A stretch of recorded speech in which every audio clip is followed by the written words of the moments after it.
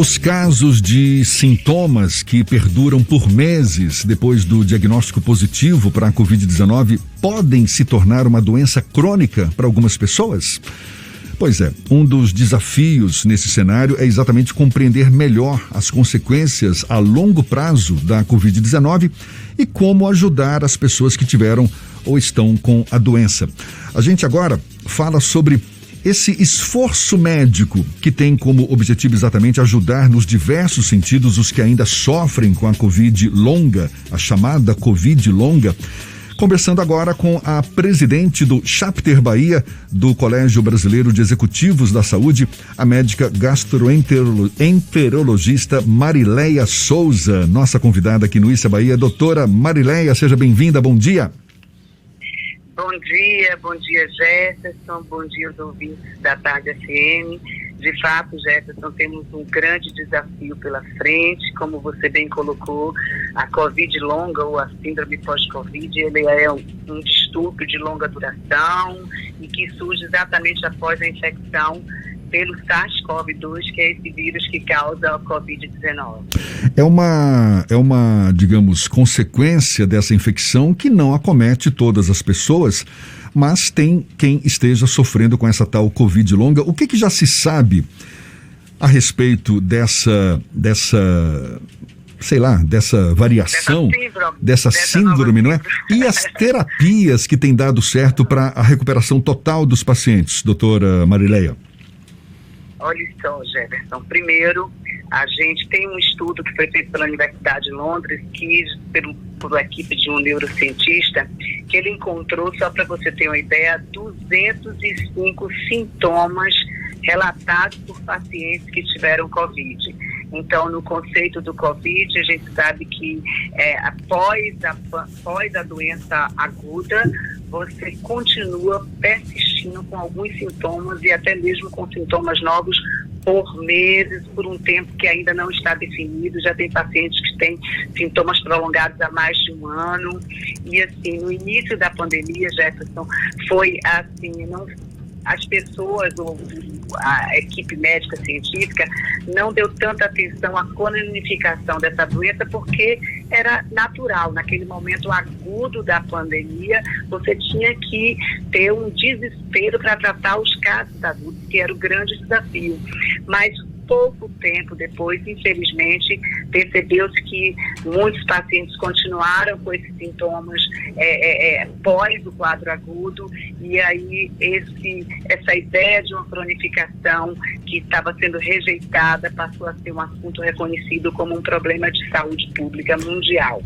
Hoje a gente sabe que acomete um outro estudo grande com 20 mil pacientes feito pelo Reino Unido, mostrou que a prevalência desses sintomas está em torno de 13,7% na população adulta e 9,8% crianças, ou seja, ela não poupa adulto nem criança, embora tenha uma prevalência maior em adulto.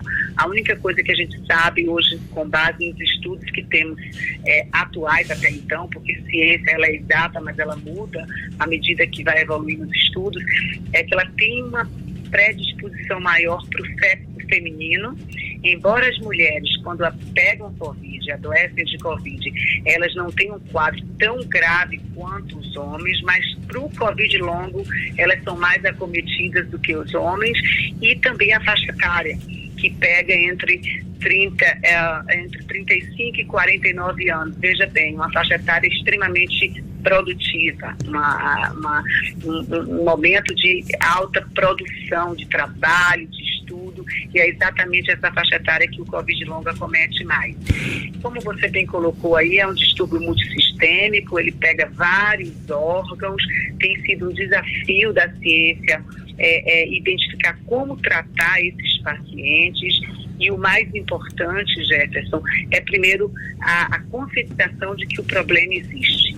Um dos sintomas que a gente ouve com muita frequência de quem passou por essa experiência, se infectou com o coronavírus, é aquela fadiga, não é? Eu mesmo, por experiência própria, eu tive Covid no fim do ano passado, uma semana antes do Natal. Não foi, graças a Deus, nada muito sério no meu caso, mas eu me lembro dessa sensação, sim, de fadiga. Isso depois da quarentena, eu levantava para escovar o dente, tinha que voltar para a cama por conta dessa sensação. Mas o que mais é perceptível como sintomas dessa Covid longa, doutora Marileia? Olha só, de fato, o que você colocou aí como fadiga é um dos sintomas mais prevalentes e, assim, vale até informar, Jefferson, que não é apenas do Covid, é você ter sintomas crônicos, que a gente também encontra isso em alguns quadros virais e bacterianos, mas não na complexidade e no número de sintomas que os pacientes vêm a desenvolver, como a gente está vendo no Covid. Então, você tem desde sintomas respiratórios, sintomas neuromusculares, como você falou aí, fadiga, sensação de cansaço, uma falta de ar. Você tem também sintomas neurocognitivos, como, minha memória, tô esquecendo mais rápido, dor de cabeça, você tem gastrointestinal, às vezes até com um pouco mais de diarreia, ou então o colo irritável, que a gente chama, muita distensão, muitos gases, porque este vírus, ele também altera a microbiota intestinal, e você pode ter sintomas e doenças como hipertensão surgindo, diabetes, não só pelo uso indiscriminado de alguns medicamentos como corticoide, que tem que ter o uso bem indicado e adequado e acompanhado pelo médico, mas pela própria doença em si, que ela mexe em todos os nossos sistemas e órgãos. Então, é muito importante, assim, você relatar para o médico queda de cabelo. Muitas mulheres têm chegado no consultório relatando queda de cabelo, que em 20% dos casos acontece. Então, tem que ter uma equipe multidisciplinar que acompanhe esses pacientes para que possa ter uma condução mais adequada. Doutora Marileia, e os profissionais da área de saúde, eles já estão preparados para receber esses pacientes crônicos ou com consequências crônicas da Covid-19 ou ainda passa por um processo de adaptação para lidar com as eventuais complicações dessa doença? Oi, quem está falando é Fernando? Isso. Oi, Fernanda, bom dia para você também. Olha só, é exatamente esse trabalho de divulgação, porque pense aí a equipe médica, não só médica, mas a equipe de saúde, porque para o tratamento pós-Covid a gente precisa de uma equipe multidisciplinar.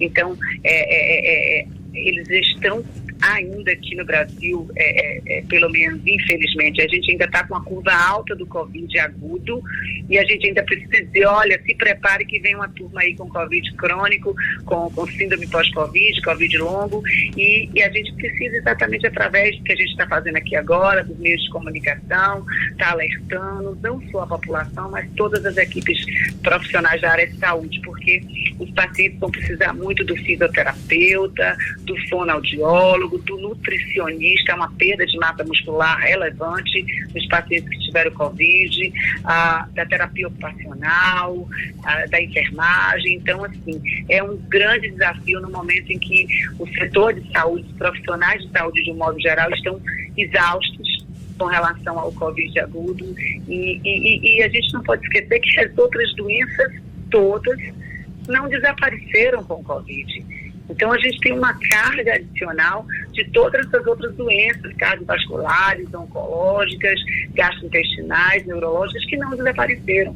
Então, você tem um grande desafio de estruturar serviços, de capacitar equipes e de conscientizar a população de que, de fato, aquilo que ele pode falar, poxa, o que eu estou sentindo, que esquisito, pode ser sim um sintoma do Covid longo.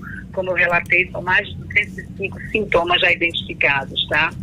É possível que os pacientes assintomáticos que tenham contraído eventualmente a Covid-19 e não apresentaram sintomas moderados ou graves, ficaram com sintomas leves, alguns não necessariamente com um diagnóstico efetivo, tenham algum tipo de consequência crônica da doença? Tem sim. Assim, os estudos mostram que, porque os estudos foram feitos pacientes hospitalizados e pacientes que tiveram Covid positivo testado pelo RT-PCR.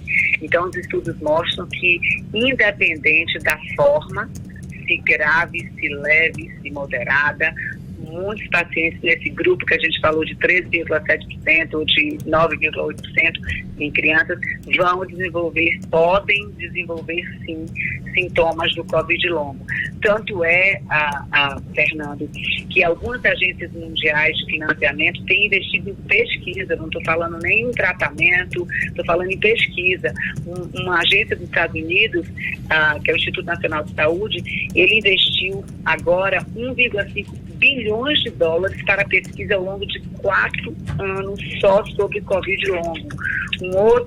Uma outra empresa de financiamento no Reino Unido, que é o Instituto Nacional de Pesquisa e Saúde, investiu 18,5 milhões de libras para 4 estudos sobre Covid. E um mês depois, investiu mais 20 milhões. Isso em pesquisa.